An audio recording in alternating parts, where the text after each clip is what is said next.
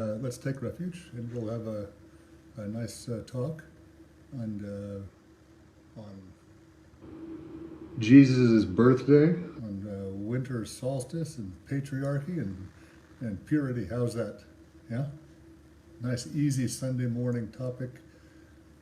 All of you waking up, and this should get your attention, I suspect. All right, I'll take refuge. I go for refuge to the Buddha, Dharma, and Sangha until I achieve enlightenment. By the power of the goodness that I do in giving and the rest, may I reach Buddhahood for the sake of every living being. I go for refuge to the Buddha, Dharma, and Sangha until I achieve enlightenment. By the power of the goodness that I do in giving and the rest, may I reach Buddhahood for the sake of every living being. I go for refuge to the Buddha, Dharma, and Sangha until I achieve enlightenment. By the power of the goodness that I do in giving and the rest, may I reach Buddhahood for the sake of every living being.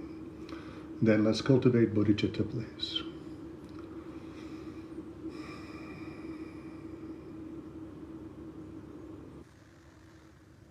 And bodhicitta is precious. May it arise in whom it has not arisen. Once arisen, may it ever grow and flourish. Okay, so I think let's get started with this big day coming up, December 25th. I think many of you probably know a little bit about the history of it, but it factors very much into purity, this particular day, and has a tremendous impact on you today, as it turns out, in terms of spirituality and patriarchy not being challenged, and it's just been handed down from one tradition to the next, all the way to you today, and I think very clearly has a profound influence even in today's political world in terms of patriarchy and spirituality.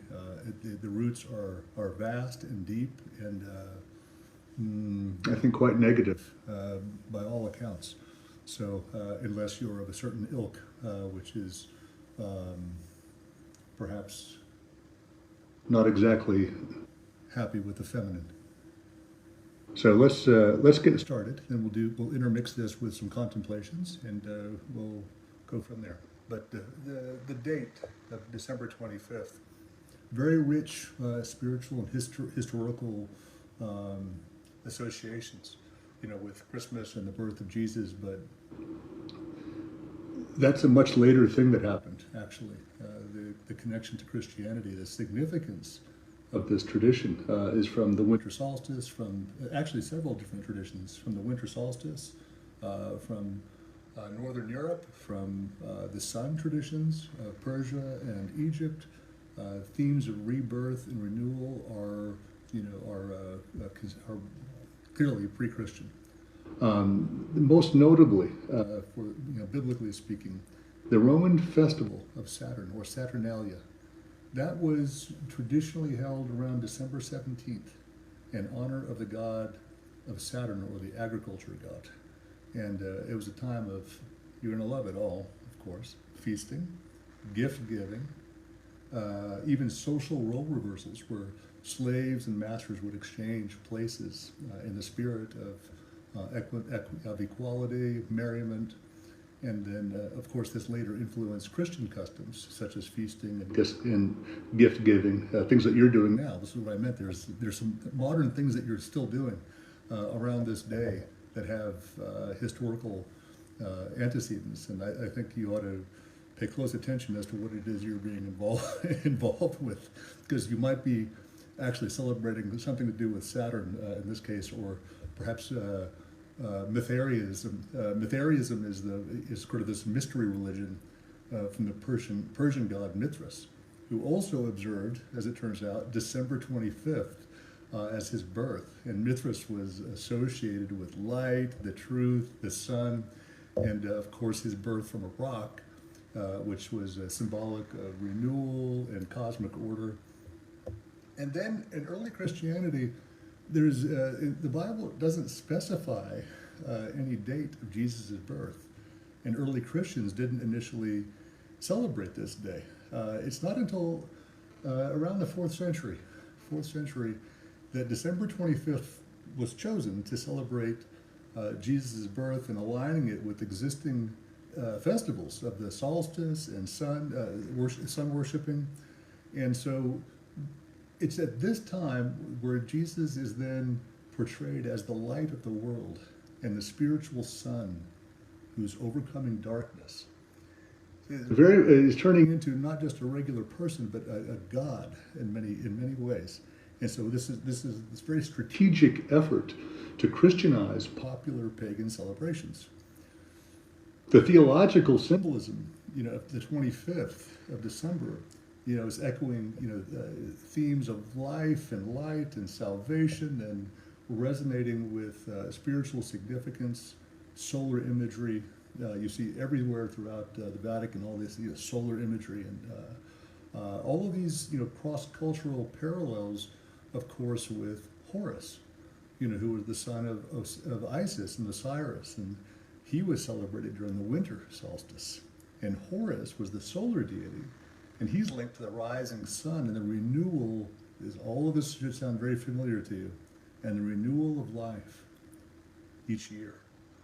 The Persian influences that I've mentioned, Mithraism, that in turn influenced Roman and Christian ideas about light and divine birth. And then finally, for those of you tuning in from Europe, the Northern European pagan traditions, which celebrated Yule. And Yule is the midwinter festival around the solstice, which emphasizes, again, the rebirth of the sun. And it features all of these practices such as, you're going to like this, burning the Yule log and feasting. And all of these customs are absorbed into Christian customs, much of which are celebrated today in your world. And you may or may not have an idea of these overlapping traditions and how they've come to you. So for Christians, of course, this symbolizes the birth of Jesus and the advent of divine light. And for secular and spiritual communities, it still ought to retain the echoes of the ancient solstice celebrations that emphasized renewal, hope, the return of light. So, and of course, all of this is deeply spiritually archetypal. The archetype of light triumphing over darkness, and shared across multiple traditions and times. And so it's come to us in this form, where it's a little bit like Fiddler on the Roof. Like, why are we doing all of these things? And if we understand its history, Fiddler on the Roof is like tradition. Why are we doing this? And we don't know why we're doing these things. And there are some people say that to talk about the history of it and to put it together like this perhaps minimizes the tradition, which I obviously don't agree with. I think it actually adds a lot of flavor and spice to our understanding of what it is that we're practicing.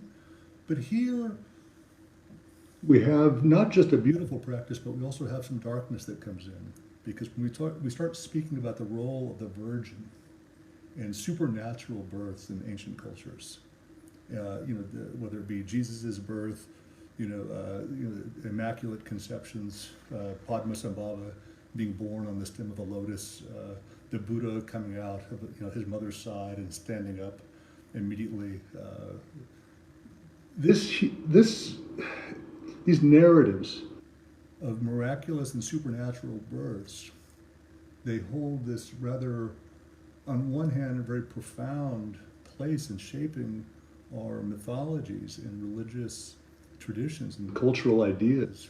And they reflect, obviously, our desires, depending on where we're born and the families we're born into, to elevate, our heroes and our saviors or enlightened beings, in the case of Padmasambhava or the Buddha, for example. So these narratives, though, they are not just symbolic celebrations of greatness, unfortunately. They also reveal a very deep undercurrent of societal structures, and in particular how patriarchy and the stigmatization of sexuality shape not just ancient worldviews, but continue to do so today. And this, whether it be the miraculous birth stories of the Buddha, the position of his mother, Queen Maya, as a vessel of purity, whose dream of a white elephant, signals the descent of the Bodhisattva, the Buddha, into her womb. And this narrative, mirrors similar accounts from other traditions. Obviously, Mary's virgin birth of Jesus in Christianity, Queen Trishala's auspicious dreams before the birth of Mahavira in Jainism. And these stories, inspire reverence and awe, but they also reflect a deeply dualistic worldview that exalts purity and spiritual transcendence while devaluing the body and, by extension, therefore, sexuality. So before we delve deeper into this historical and cultural forces that shape these narratives, I'd like you to let us together pause for a moment and contemplate, which is the traditional thing that we do in Dharma.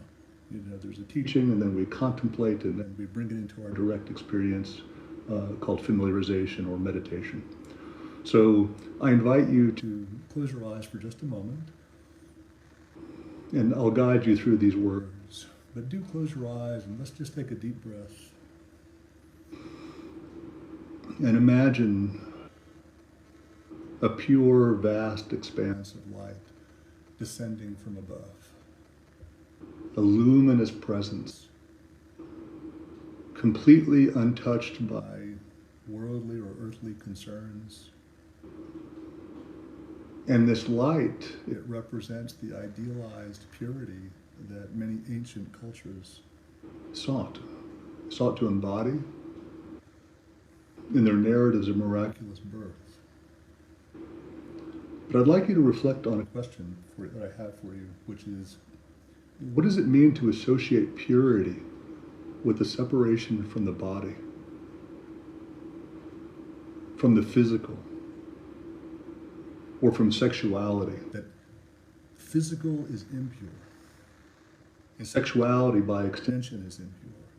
And I'd like you to contemplate for a moment and consider how these types of ideas might influence the way that you view yourself and your body, or are conflicted with it, and others. So breathe in deeply, inhale, and ask yourself, what does purity mean to you? Is it something that you've internalized from society's definitions, the traditions you perhaps grew up in or have come into? Or is it something that you understand differently? So hold this reflection for a few moments. Then we'll return back to the conversation. But what does purity mean to you? Have you internalized these definitions? But if these beings are pure, then what are you?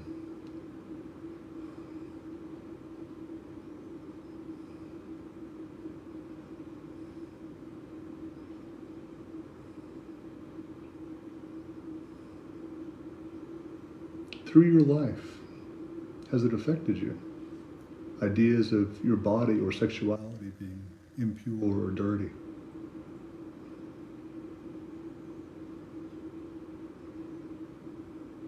And again, is that internalized from society's definitions, or did you come up with that?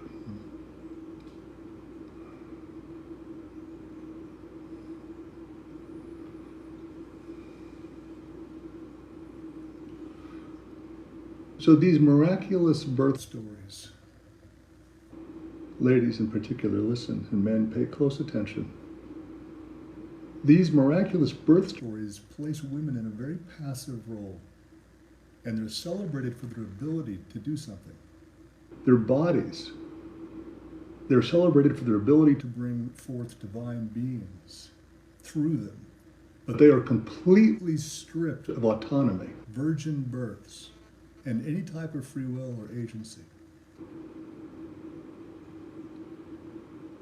There's a lot of talk about my body and my rights, but this is the ultimate one, where the spiritual figures that are revered have no autonomy or agency.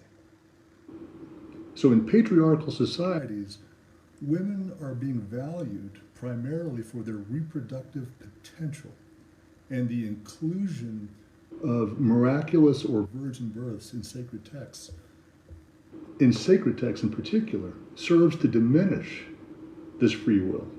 And to this moment, I suspect, continues to position women as passive vessels for divine will, or maybe even less than divine will in our culture. Maybe just the will of men. So in this story of the Buddha, in comparison, Queen Maya, her role as the Buddha's mother is to provide a pure, uncontaminated womb for the Buddha's incarnation. And of course, Mary in Christianity, she's exalted for her virginity and her obedience. You know, qualities that align with patriarchal ideas of female virtue.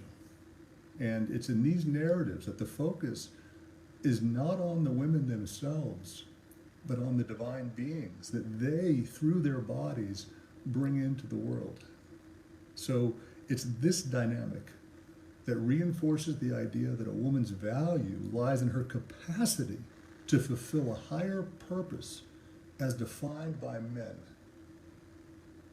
And patriarchy, it works to control and to regulate female sexuality, obviously because it is viewed as both powerful and dangerous.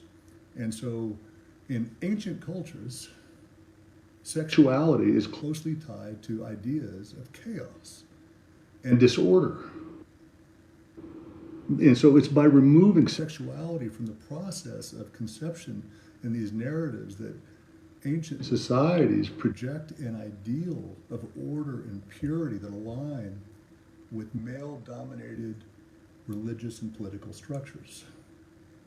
And, you know, one of the themes of this morning is whether or not these structures have continued throughout the millennia into your life.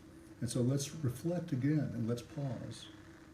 And I'll take you through this. But take a moment to sit comfortably and bring attention inward and reflect on the narratives that you've heard in your own life about what it means to be worthy or pure. Ask yourself, in these narratives, is worth tied to someone's ability to meet societal expectations, such as being a mother, being obedient? So imagine a woman, go ahead in your mind, close your eyes and imagine a woman from one of these stories. You know, if you're a Buddhist, Queen Maya, Mary, Queen Trishala, and imagine, what might Mary say if she were given a voice? What would Queen Maya, what would Buddha's mother, if she were given a voice, and not just being obedient, what might she want for herself? Imagine.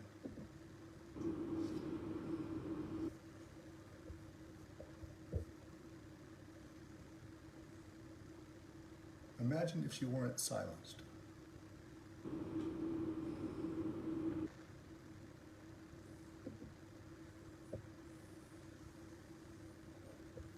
And as you hold this vision, ask yourself, as it pertains to you, in what ways have you or those you know been defined by these societal roles, these religious roles, rather than our intrinsic well-being, our intrinsic nature, our humanity?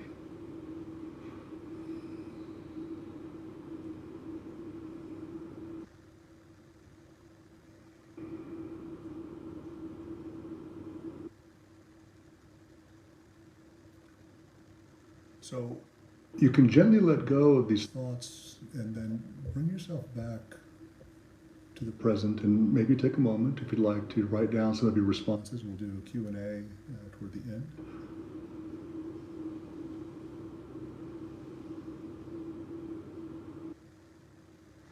But this purity business, whether it be in Tibetan Buddhism with the lotus-born Padmasambhava, Queen Maya is giving birth to the Buddha, whether it be Jesus Christ coming from an immaculate conception.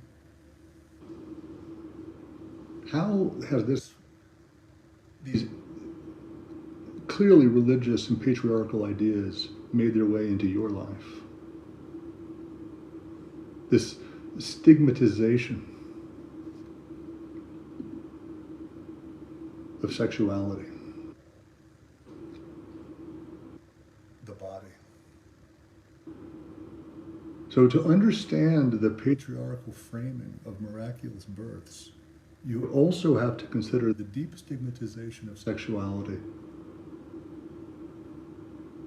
Obviously in our culture, but its origins in ancient traditions. So in societies where spiritual purity was equated with separation from the material and bodily realms. Even today we say when someone dies, rest in peace, because this place, this material place is not peaceful. These bodily realms, it's only after the separation from the body. Is there the possibility, even in the bardo, in our tradition, that we can then see the light?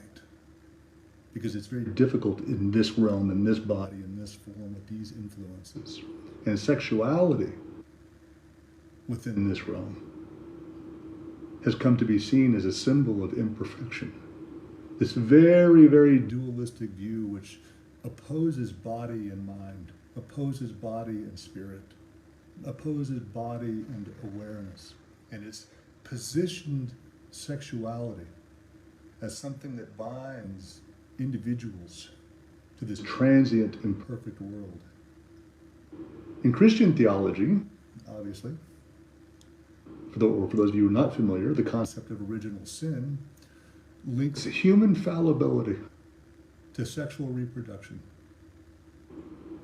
Jesus' virgin birth was free from sexual intercourse, and it underscores, therefore, his sinlessness and his divine origin. And just like in Christianity, Buddhism's attachment to sensual desires is viewed as one of the primary obstacles to liberation. And the Buddha's birth, completely devoid of any type of physical intimacy. And this aligns with this ideal by presenting him as untouched by samsara. And of course, as a practitioner or follower of these traditions, how do you reflect on that? When the founders are untouched, but you were clearly not.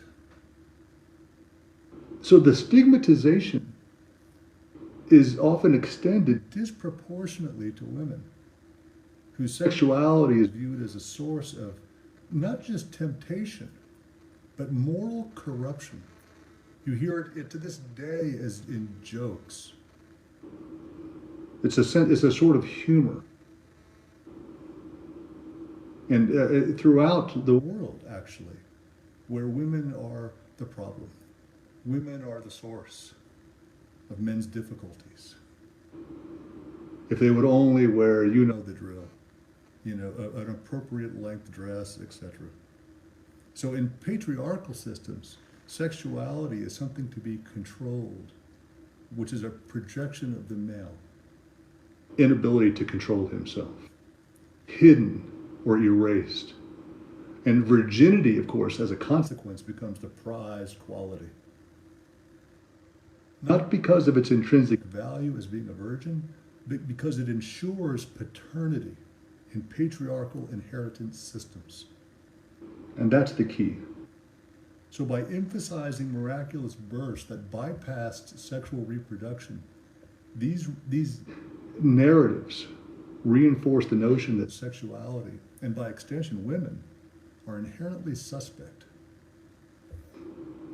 Let's contemplate. Let's contemplate. Reflect, I'll guide you through it. So bring awareness to your body. Close your eyes for just a moment and just feel your breath as it moves in and out. And feel the sensation in your hands, your feet, completely embodied. And reflect on this. What messages have you received about your body? and its connection to spirituality. Have you been taught to see your body as something as impure or unworthy?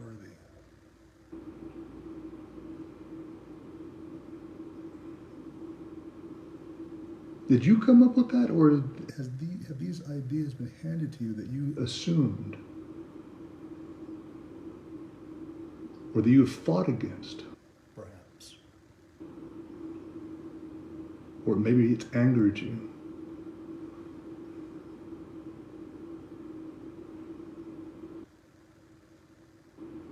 And as you sit with these thoughts, imagine your body.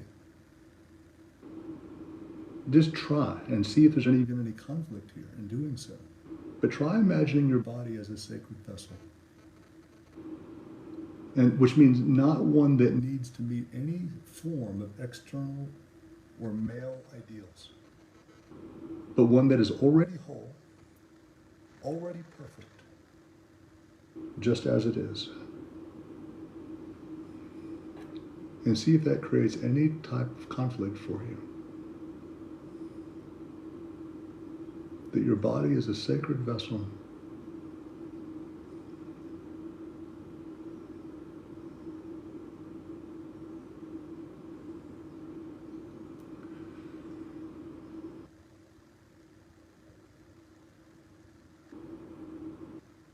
Ask yourself, in what ways might you begin to honor your body, your desires, and your humanity in a way that aligns with your deeper spirituality, such as Buddha nature, Christ consciousness?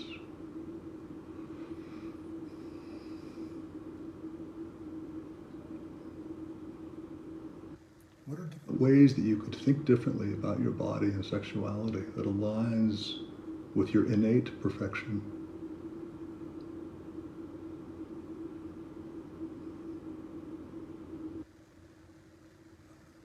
Take a moment, if you like, to write down some of your thoughts. And again, we'll get to some questions toward the end with Q&A. But for now, please take a moment and write.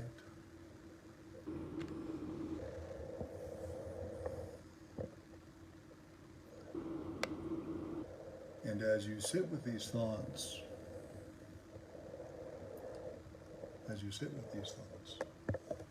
again, how might you honor your body, your desires, your humanity in a way that aligns with your spirituality? So breathe deeply, and let's hold this reflection gently before returning back to the conversation.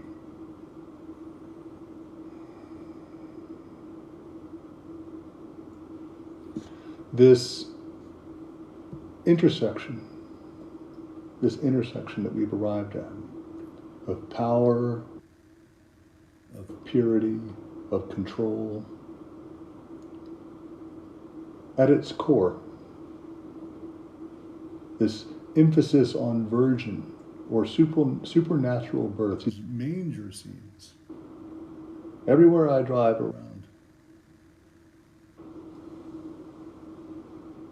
And the stars, everything is aligned. It's completely transcendental. But these are ways that patriarchal systems consolidate power. And by presenting divine figures as born without sexual intercourse and celebrating that even now, these stories eliminate doubts about paternity, and they ensure that our spiritual traditions and even royal authority was seen as divinely ordained and uncontested, even in today's Tibetan Buddhist system of tulku, of this sort of this incarnation in this body, but from a different place, from a different world, from a pure place that's not physical, a dharmakaya. And preceding Buddhism, in Indian traditions, and also The dynamic even later is evident in the Mahabharata, where Kunti's sons are conceived. How? Through divine intervention. Always bypassing human sexuality. So what happens is that the narrative ensures their legitimacy as heirs to the throne. And that same thing in the Tulku system. It ensures this legitimacy. And in ancient Egypt, also, the pharaohs were described as being conceived by the gods and reinforcing their divine right to rule. And so in these cases, the miraculous birth narratives serve not just to elevate the figures, but also to validate the power structures of the societies in which they arise. To this day. And these stories reflect the male-dominated theological frameworks that shape their creation. This idealizing of chastity and framing women's bodies as passive vessels for divine purposes. So by celebrating this, continue even now, by still celebrating these narratives, we are helping to perpetuate the marginalization of women's voices and agency. Even in traditions where women are supposedly celebrated for their roles in miraculous birth, their humanity is being overshadowed by their symbolic function. Once more, close your eyes. Let's reflect silently. I'll guide you once more through this. Let's take a few deep breaths. And imagine a world. Imagine a world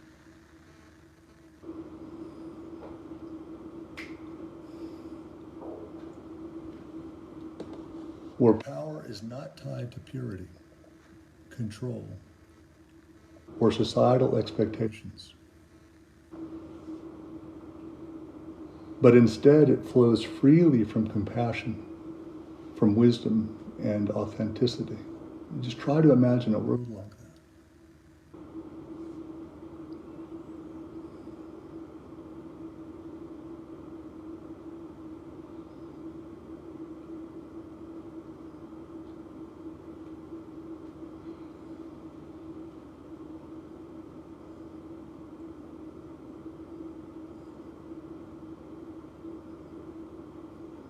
So ask yourself, what would it look like to honor both power and purity without using them as tools for control in your own life?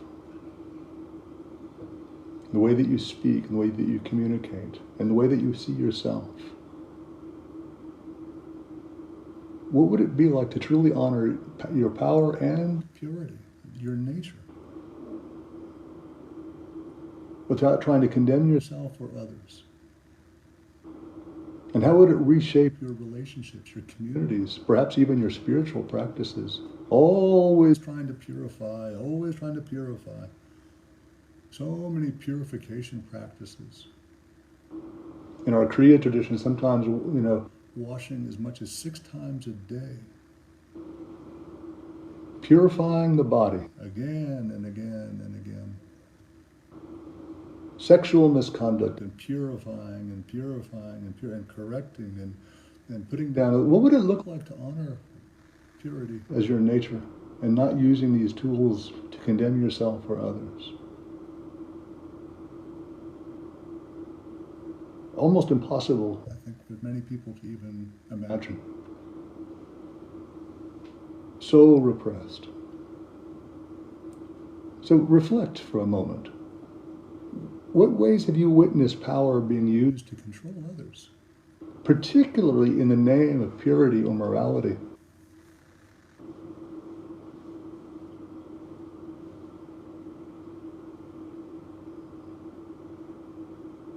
Look in today's political spectrum. Look across the spectrum. Do you see it? In today's expression of religion, thousands of years later, These ancient traditions still coming to bear upon us. And I ask you, I invite you actually to imagine how you might personally contribute, even if something very small, to help to create a world where power uplifts rather than oppresses. Hold this vision in your mind.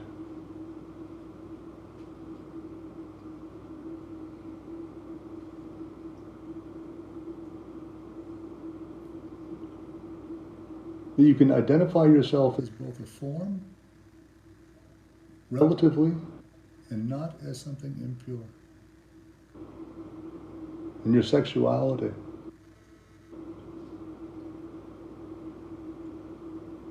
And that you don't project this onto others.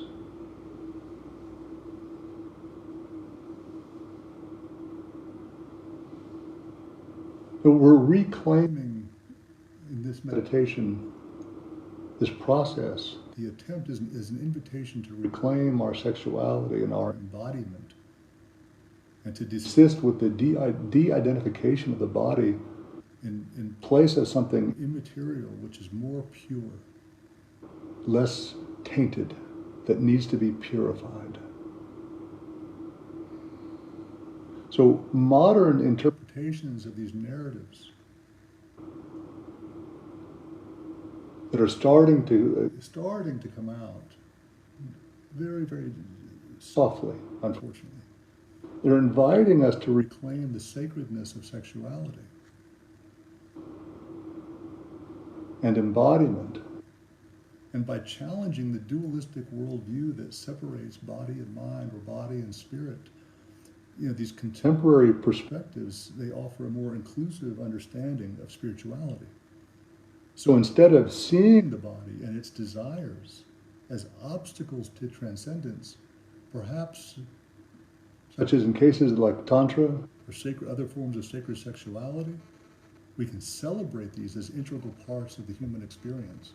And the shift perhaps can also allow us to reimagine figures like Maya and Mary as more than just passive vessels for bringing male ideal spiritual figures into the world, and therefore dishonoring other men and other women in our lives, because they are born of apparently physicality and born of sin and regular conception, normal conception.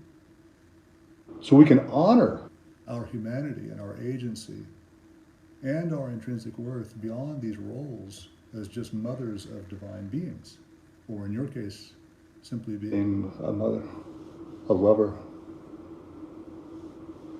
And we can begin to view, starting with the miraculous birth stories, not as prescriptions for purity, but instead perhaps as invitations to reflect on the interconnectedness, the interbeing of life and body and mind and spirit and awareness. And so we can move forward and hold space for these questions. How can we honor the narratives of the past while creating new stories? We redefine purity and power and spirituality in ways that embrace the fullness of our humanity. The roots of patriarchy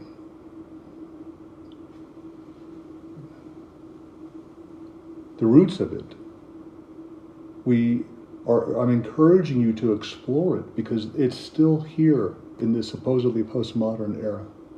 And the development of Buddhism is deeply embedded, in the cultural and philosophical landscape of ancient India. And the Buddha was born as a Hindu in the Kshatriya caste, extremely embedded in the traditions of the Vedas and the Upanishads and Jainism. So the Buddha emerged as this, revolutionary spiritual, Buddhism and the Buddha emerged as this revolutionary spiritual path and figure that challenged many of the prevailing norms, but nevertheless while he did challenge the prevailing norms, still shaped by the patriarchal and sexual stigmatization that was intrinsic or inherent even, you could say, in these earlier traditions. And to this day, throughout Asia, the influence can still be observed in Buddhist cultures, very unconsciously perpetuated through these narratives of purity and practices and institutional structures. And so to understand this transmission, we have to explore the patriarchal and dualistic elements of these early traditions and how they found their way to us in expressions of Christian and Buddhist thought and practice.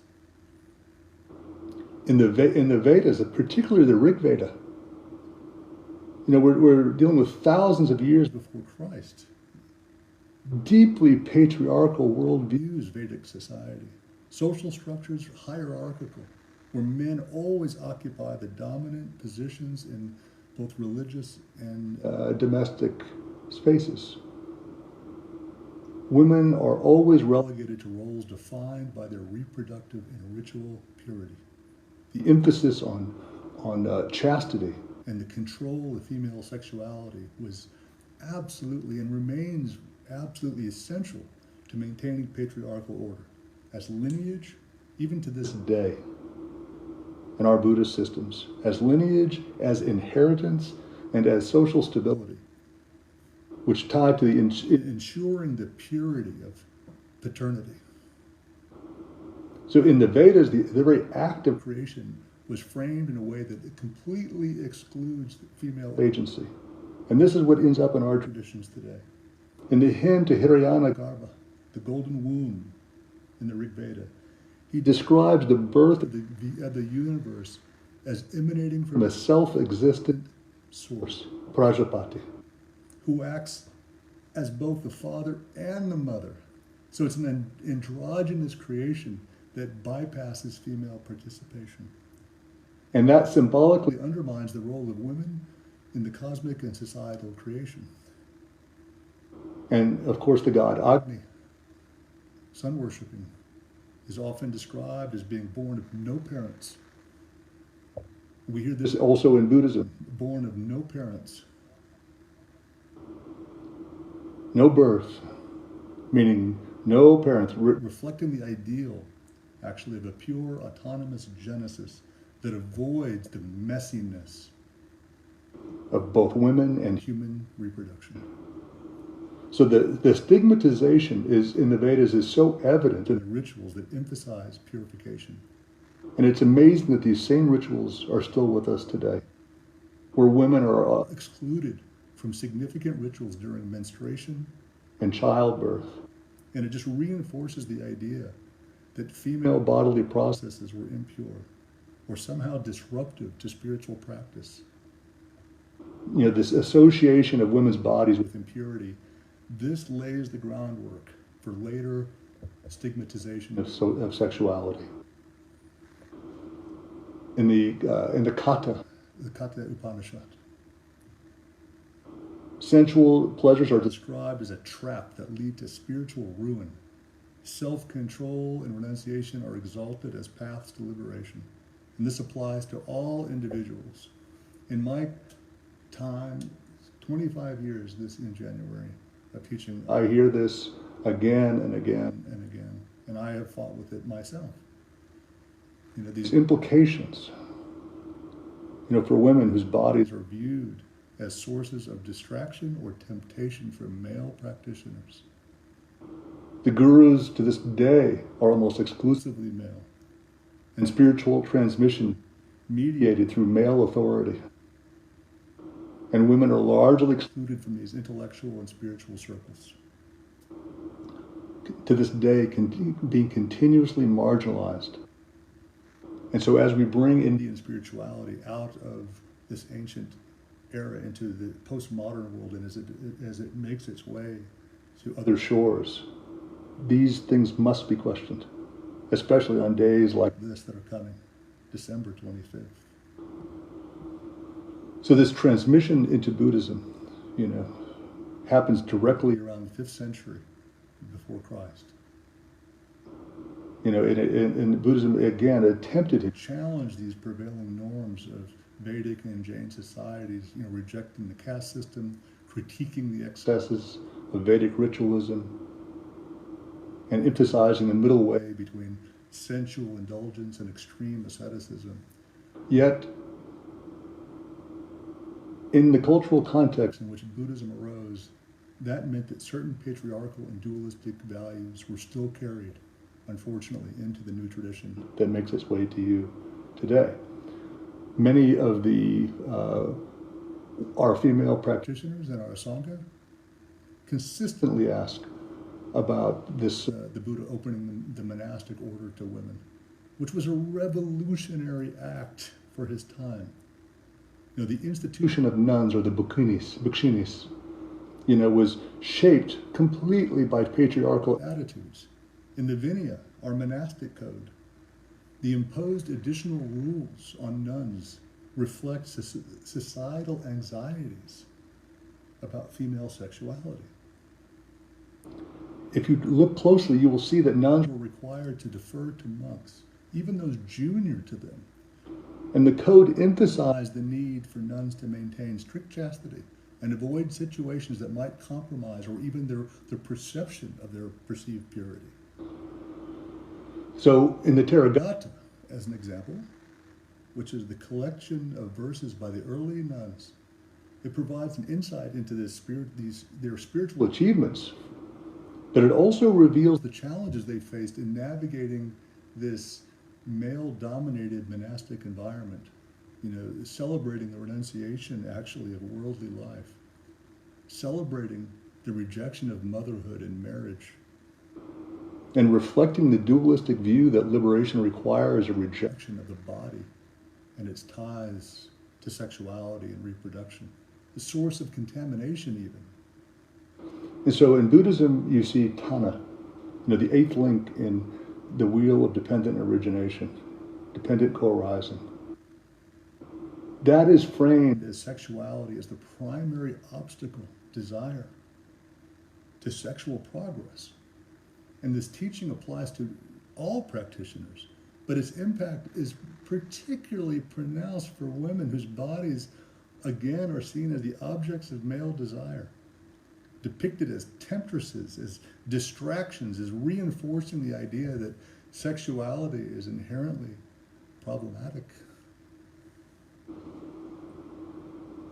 Miraculous birth narratives, the Maya's role as the vessel for the Buddha's incarnation, Padmasambhava being born of purity on a lotus flower, not an active participant.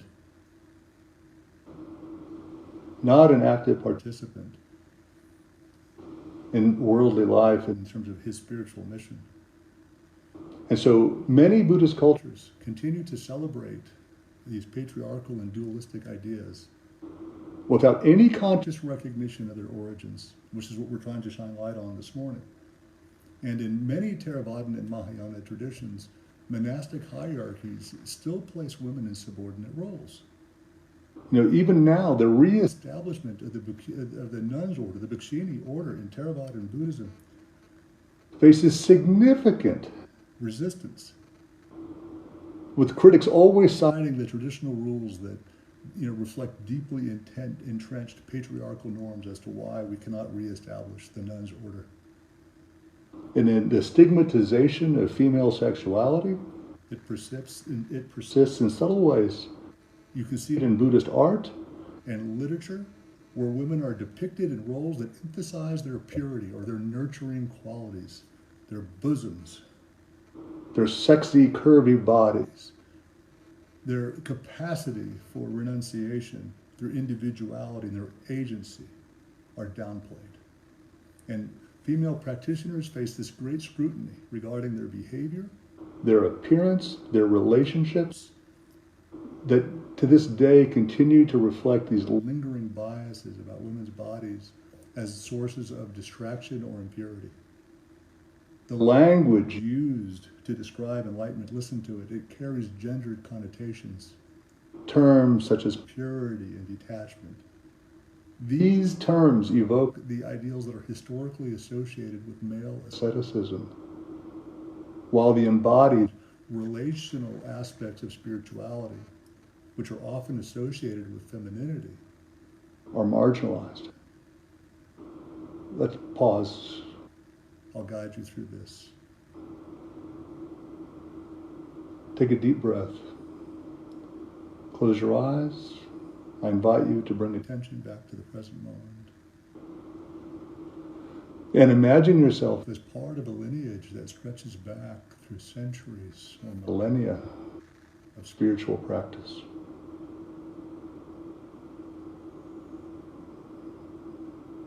Ask yourself, what unexamined beliefs about gender and purity have you inherited from this lineage that you belong to now?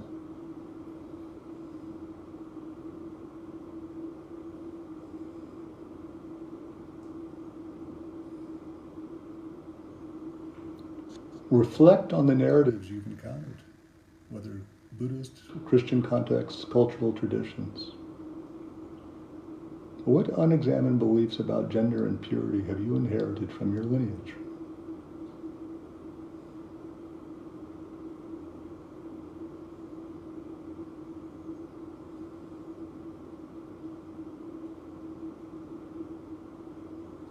And how do these narratives shape the way that you view yourself and others?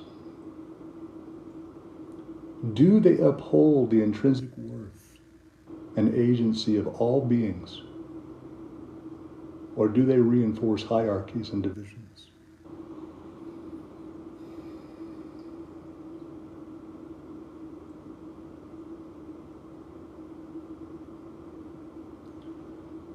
Breathe in. And imagine releasing any beliefs that no longer serve you or the world you live in, but instead replacing them with your higher visions of equality, compassion, and mutual respect.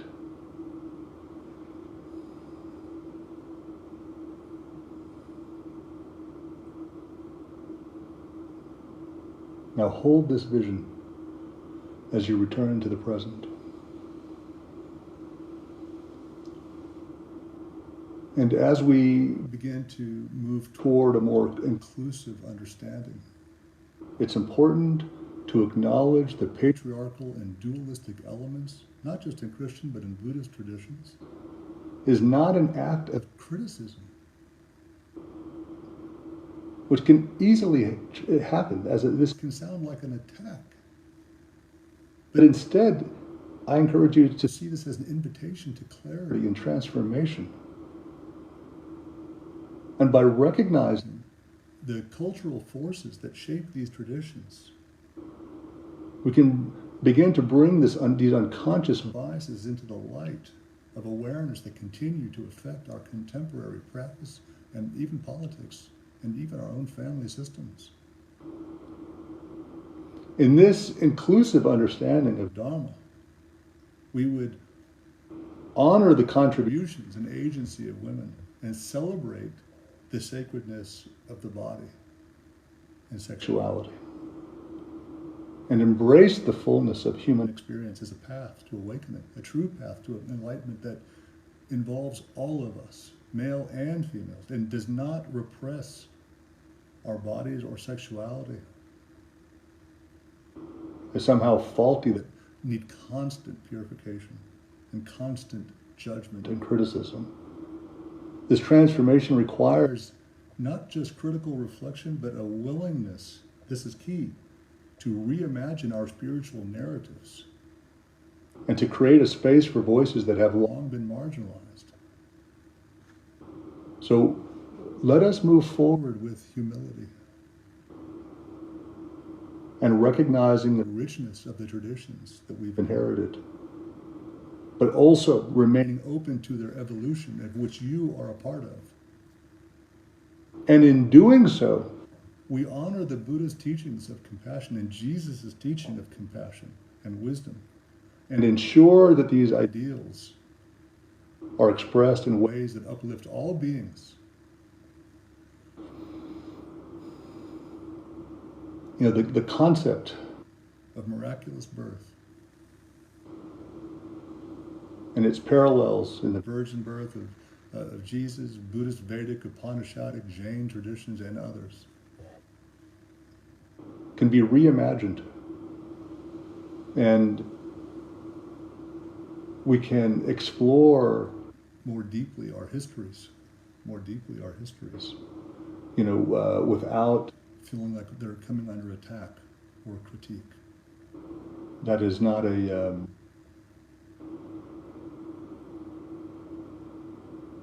that does not have to be problematic. It is not inherently problematic. But let's begin as we move into this reformulated Christian era. Imagine Mary not as a virgin, but imagine Mary as a human for a second. Close your eyes and try to imagine for a second, as historical research has uncovered or leads to. Try to imagine Mary not as an idealized virgin mother, but rather as a young woman living under Roman occupation. Imagine her navigating the dangers of a patriarchal society in which her narrative was taken from her and replaced with this idealized version. Reflect on her humanity for a moment, and her fears, and her resilience. And once again, ask yourself, how might her story change if she were given a voice and allowed to speak her truth, rather than being defined by the narratives that were later written about her?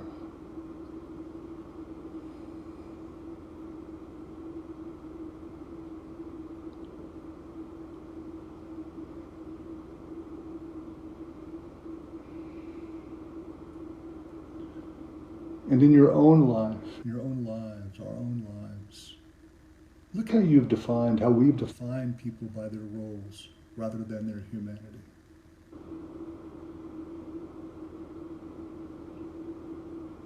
How might we create space in the same way for their voices and stories?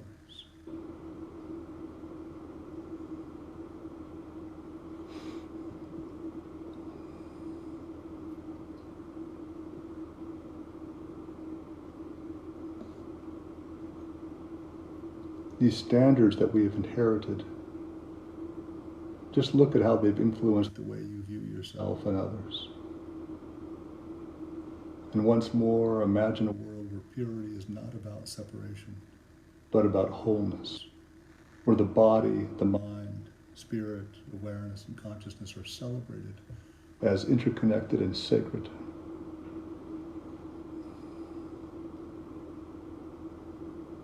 And you can even reflect on this vision and hold it in your heart as you return back to this conversation.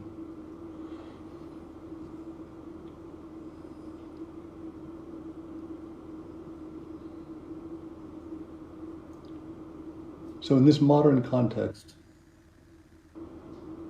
as we engage in this deeper religious dialogue about gender, spirituality, and human dignity, rather than rejecting the old stories, saying they're archaic remnants of the past, how can we reinterpret, in your own tradition, how could you reinterpret your tradition in ways that honor the complexity, actually, of the human experience? Where the virgin birth of Jesus is not just seen as a literal account, but instead as a profound metaphor for the intersection of the divine and the human. And for Buddhists, imagine how his birth story could inspire reflection on the transformative potential within each of us. Still acknowledging the patriarchal and dualistic elements in these narratives, where we create space for new interpretations that can celebrate inclusivity and equality. But this transformation does not require us to have only a critical reflection of the past, but also a compassionate imagination that allows us to bridge the chasm between tradition and progress. In my rendering my reforming and reimagining, I see a deep human longing for transcendence in these narratives. I see a deep human, very human longing for connection. And that can only happen if we can see beyond the literal and engage with the mysteries of existence that are both personally and collectively transformative.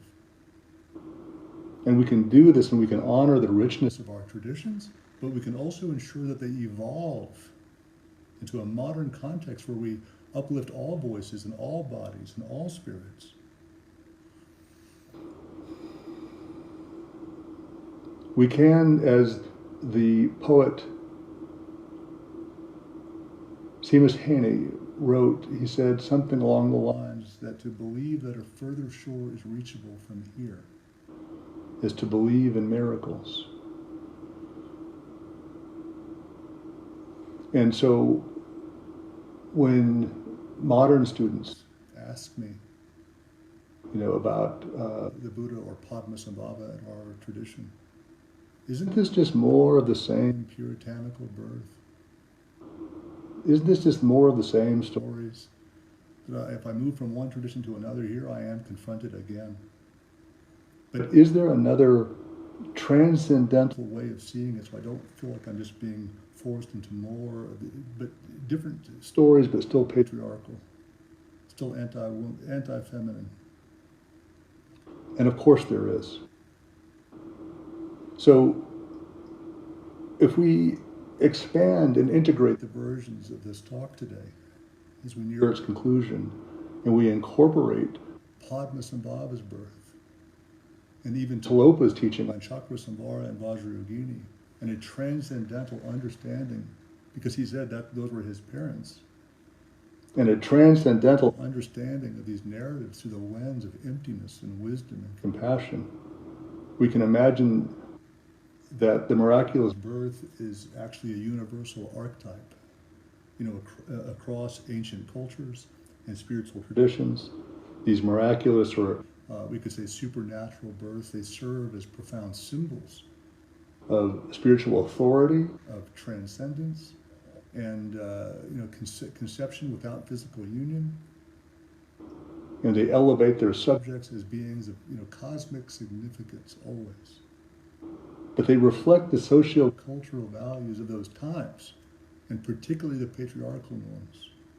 So how can we reimagine this? Where we're not born as the embodiment of the Dharmakaya, of the ultimate reality, from the moment of birth, not as a soteriological or a salvific thing that happens through the body, but it was already born pure. Which signifies, of course, a pre-existent realization and enlightenment. And as the unique role as the one who would establish, Vajrayana teachings. But let's take a closer look at the imagery and the symbolism, beginning with Padmasambhava. And he's born on a lotus born, as we say. Consider the symbolism of the lotus, how it grows in muddy water, yet remains unstained, which symbolizes purity amidst samsaric conditions, and how that might mirror your birth. Your nature is pure and untouched by the perceived impurities of human existence, so that Guru Rinpoche or Padmasambhava's birth is not just miraculous, but also deeply symbolic. And it speaks to the possibility of liberation here, arising from even the most difficult and the most challenging of conditions. You don't need to be born pure. So these other, just like other birth narratives, Padmasambhava, Guru Rinpoche's story reflects a tension between the spiritual idea of purity and the human experience of embodiment, just like you. And by situating his origin outside of human sexuality, the narrative, again, reinforces the association of physical birth with limitation, while presenting spiritual birth as transcendent and untainted. Even though, which one were you born into? which already puts you at an extreme disadvantage in terms of waking up. That's the idea, and especially for women. Because the association of purity with spiritual natural births is closely, again, tied to patriarchal systems that control women's bodies and reproductive roles. Virgin births remove the need for nasty, dirty sexual reproduction and align, of course, with reinforcing patriarchal ideals. So the absence of biological parents in the case of Padmasambhava, therefore he's pure, and therefore his legitimacy cannot be questioned. About legitimacy. And the same with Queen Maya's dream of the white elephant and Mary's virginity in Christian theology. All present women as worthy of bearing divine figures only because of their sexual purity. So their roles, again, are primarily passive. They are just vessels without agency. Sexuality, particularly when associated with women, again, seen as impure or morally dangerous. So let's take a moment as we near the conclusion and reflect on the symbolism of the lotus. In your life, growing in muddy water, yet remaining pure, is your nature. Is your nature pure in the midst of all of this, all of your life and all of its endeavors, its difficulties? Reflect on the image of purity, whichever tradition that you're familiar with, and the human imperfections and their potential for transcendence. So I ask you, I invite you to contemplate how in the midst of your life, all of its difficulties and screw-ups, that you can still honor the sacredness of this body and this mind.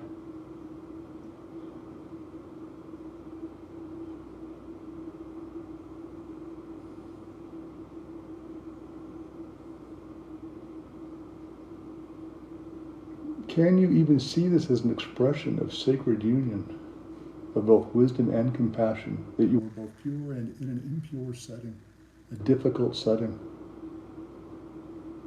So we begin to break down this duality that seems to underpin samsaric reality. The birth is not about lineage. Your birth is not about lineage or purity in a physical sense.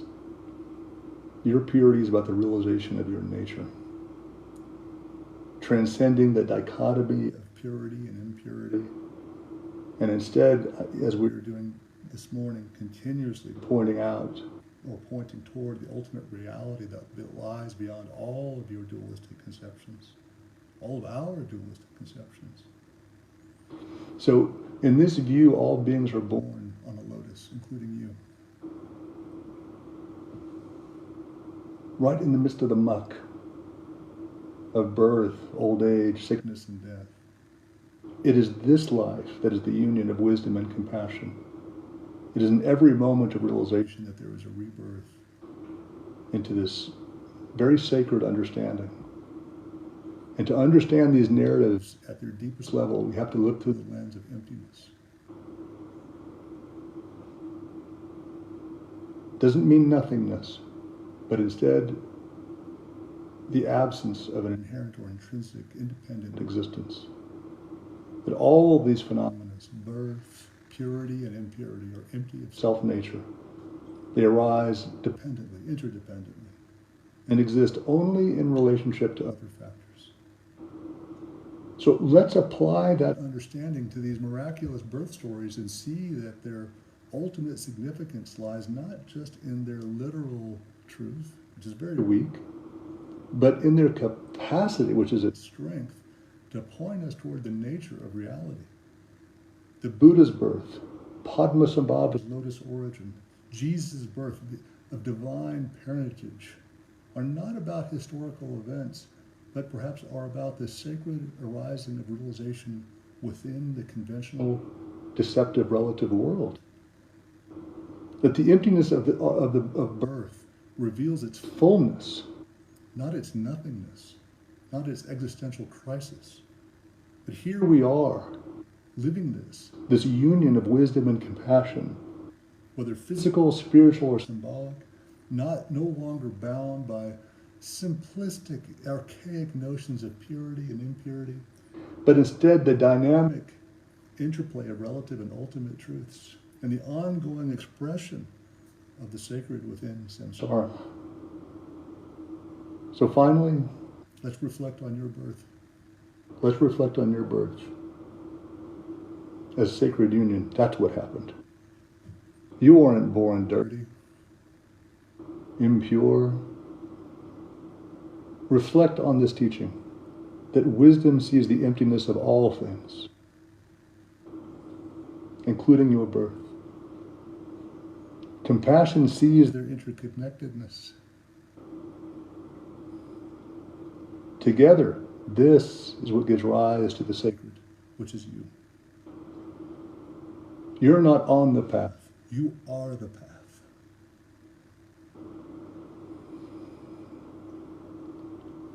How does this change your understanding of birth and physical and spiritual life? And can you see the birth in your life not just as a one-time event, but as an ongoing rebirthing of your life as expressions of this sacred union? So many deaths in this life. And we can reimagine birth now, not as a source of difficulty or samsara, but birth as liberation. So as I bring this to a close, we'll do some questions, but first let's consider these narratives rooted in our culture. Once more, patriarchy, outdated patriarchy. And the spiritual symbolism can be reimagined now in the light of the union of wisdom and compassion. The miraculous births of Jesus, the Buddha, Padmasambhava, and others are not just stories of purity and transcendence, but they are invitations to see the sacred in every aspect of life.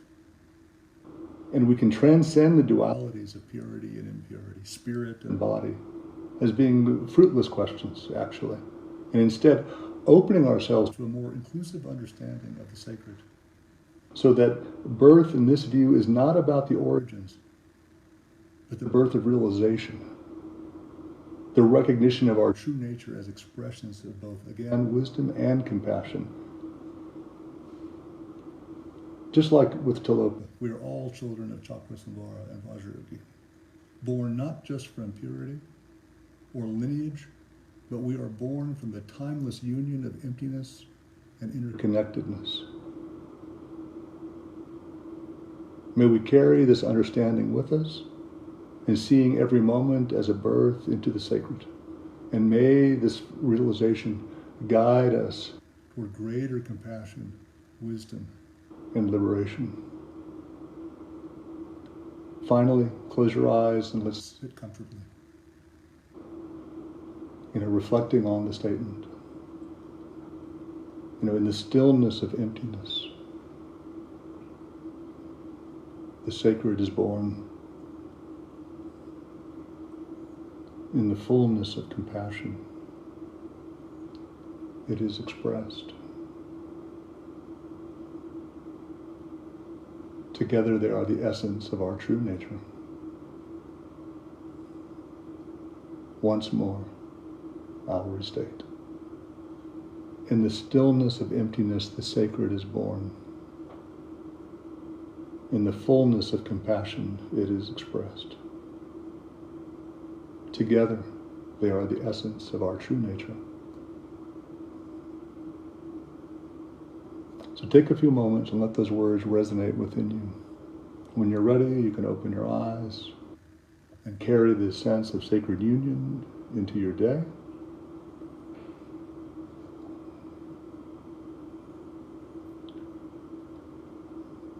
And as we reflect on the narratives of miraculous births across traditions, from the Buddha's descent into Queen Maya's womb, to Padmasambhava's emerging from a lotus, to Tilopa's teaching on divine parentage, to Jesus' immaculate conception. May we be reminded that these stories are not just about history or literalism or mythology, but instead they can be reflected upon as the ongoing, unfolding realization within each of us. That these sacred births point to a universal truth, that liberation arises through the union of wisdom and compassion, the inseparability of appearance and emptiness. So I dedicate this exploration to the sacred, and we can acknowledge that these narratives are not confined to the past, but they live within us. And they are calling us to embody the deeper meaning. That wisdom sees the emptiness of all concepts, purity and impurity alike, and compassion moves us to act within the world, spontaneously so, to alleviate suffering, and to share the light of realization with others inseparable from our own projections. And together they form the very foundation of every spiritual path and every moment of transformation. I dedicate this merit to the reflection, to the awakening of all beings. And may we recognize our sacred origins, not in terms of purity, not in terms of lineage, but in terms of the realization, the experiential realization of our interconnectedness and the boundless nature of our minds. This is our lineage. Awareness is our lineage. And may this understanding guide us to see every birth of insight, of action, of love, as an opportunity to express the sacred in our very lives. And may the wisdom of these teachings inspire compassion in all beings. And may the union of wisdom and compassion be realized by every heart and every mind. And may all beings be born into the sacred, transcending suffering and dwelling in the light of liberation. So thank you for journeying through this exploration with me and our community this morning. May it bring peace and clarity and purpose to your path. And I will take a few questions now, if there are any, and get you on your way. So, a light Sunday morning as advertised.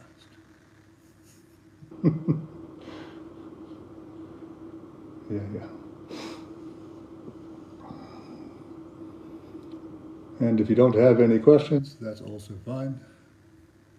I can get some rest. I don't see anything. Just thank you, and that's it, huh? Okay. All right then. Well, thank you for a wonderful morning, and I appreciate your time and last-minute attendance. So, by this merit, may all obtain omniscience, and may defeat the enemy wrongdoing. From the stormy waves of birth, old age, sickness, and death, from the ocean of samsara, may I free all beings. Om Mani Padme Hum. Thank you all so much, and we'll see you soon. Be well.